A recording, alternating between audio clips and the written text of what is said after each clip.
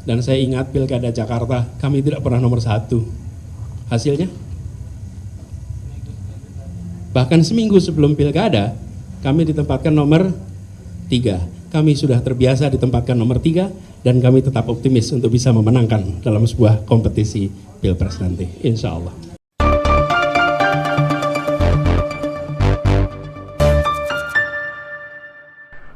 Berjumpa lagi dengan Om Ben, salam seger waras. Apakah bakal capres koalisi ini tidak mengerti ya? Kalau diusung sebagai capres hanya sebagai pelengkap penderita saja. Di dalam berbagai survei, elektabilitas capres nama Pak Anies nyaris tidak pernah bergeser dari nomor 3. Menembus atau menyaingi elektabilitas Pak Ganjar dan Pak Prabowo hampir kecil kemungkinannya. Berbagai survei itu dilakukan sejak tahun 2020 atau 3 tahun yang lalu. Nah, tahun kemarin meski sudah tahu kecilnya potensi kemenangan, tetapi Pak Anies tetap menerima pinangan Nasdem beserta 2 parpol lainnya, PKS dan Demokrat. Dikonfirmasi soal elektabilitas ini, akhirnya mantan gubernur itu mengatakan sudah biasa berada di posisi terbawah. Sepertinya mulai membiasakan diri untuk sebuah kekalahan, sebab kemenangan pun tidak menghadirkan sebuah kebahagiaan. Walaupun kalau Pak Anies berdalih, zaman Pilkada DKI dulu dirinya juga ditempatkan di urutan terbawah pada beberapa survei. Dia meyakini jika akan ada terobosan-terobosan saat Pilpres untuk memenangkan pertarungan. Sebagai seorang akademisi, mestinya sangat paham bagaimana sebuah survei dijalankan. Makanya, membantah hasil survei tentu tidak berdampak apapun. Yang dipikirkan sekarang, bagaimana parpol koalisi perubahan tetap solid. Nah, Pak Anies memang merasa gundah.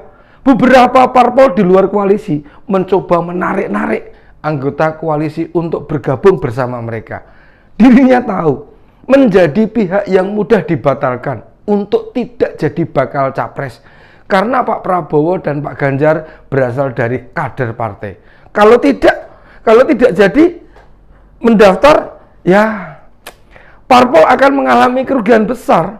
Sementara jika koalisi perubahan pecah, satu saja parpol yang out, batalah dirinya untuk didaftarkan capres. Dan ketiga, parpol tidak akan mengalami kerugian apapun. Wong Pak Anies ini bukan kader partai kok. Untungnya ada sebuah lembaga survei bernama Indikator. Nah, Indikator ini menempatkan namanya Pak Anies di posisi pertama dalam hal elektabilitas. Ketika info itu ditelaah, rupanya survei hanya dilakukan di DKI saja. Hasil elektabilitas Pak Anies di survei Indikator tersebut memang meraih 42%, lumayan tinggi. Namun bila dibandingkan perolehan suara nih pada Pilgub tahun yang lalu pada saat pendaftaran itu, tandanya turun sebab Pak Anies pada waktu itu mendapatkan 50% suara. Bisa jadi selisihnya adalah pendukung Pak Prabowo. Karena waktu di DKI, pasangan Anies Sandi, salah satu parpol pendukungnya adalah Gerindra. Paling tidak hasil ini jadi penghibur, penyemangat untuk menjalani waktu hingga pendaftaran pasangan Capres-Cawapres 1 September mendatang. Pengakuan berada di posisi bawah juga di berbagai kenyataan yang ditemui. Saat berkeliling di berbagai wilayah, hampir sering muncul demo penolakan. Bahkan di wilayah yang diperkirakan memperoleh dukungan penuh, ada juga masyarakat yang menolaknya, termasuk di Aceh, Bandung, Yogyakarta, di Bogor, dan lain sebagainya. Penolakan yang ada berupa pemasangan spanduk, demo, press release, dan bentuk yang lainnya, kenyataannya yang bisa jadi selama ini tidak jadi diperkirakan. Rasa optimisme yang disampaikan sebagai upaya memenangkan parpol yang mendukung mereka. Dan dukungan ini loh sampai September mendatang bukan malah membesar, tapi malah mengkerut, mengecil, merosot gratis. Mau tahu faktornya? Karena parpol sibuk mempersiapkan pemilu. 2 hari lagi nih, 2 hari lagi pendaftaran caleg ditutup oleh KPU. Parpol pasti mengomando untuk pengurus di tingkat apapun bergerak turun ke bawah, mensosialisasikan caleg mereka. Caleg sendiri akan sibuk berkampanye berupaya meraih suara sebanyak-banyaknya di DKI. Nasdem menargetkan 100 kursi, sebuah target yang benar-benar tidak realistis. Bisa jadi berharap pemilih Pak Anies akan memilih mereka.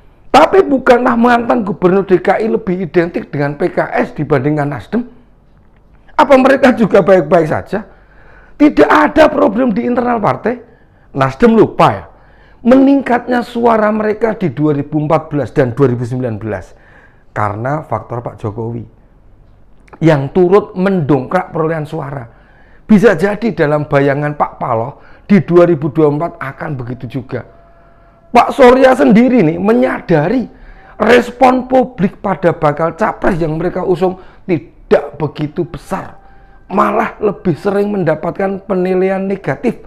Coba tanya pada Menkominfo Pak Johnny G. Plate, bagaimana pemberitaan soal Pak Anies, juga pandangan masyarakat pada Nasdem. Terutama sejak kader-kader mereka banyak yang mundur, keluar atau pindah partai. Disadari atau tidak, itu sangat berpengaruh.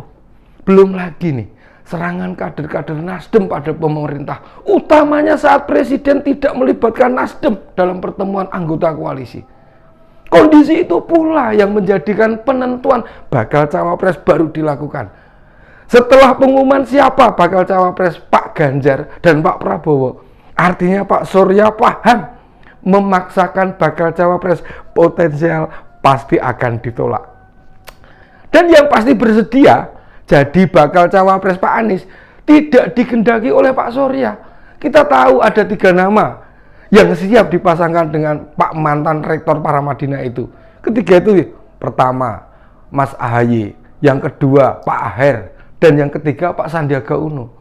Namun pemilik Metro TV tersebut tahu ketiga orang itu jika dipasangkan dengan Pak Anies tidak akan menambah perolehan suara atau tetap sulit menyaingi kandidat presiden dari koalisi yang lain. Demikian opini Om Ben kali ini. Sampai jumpa. Assalamualaikum warahmatullahi wabarakatuh.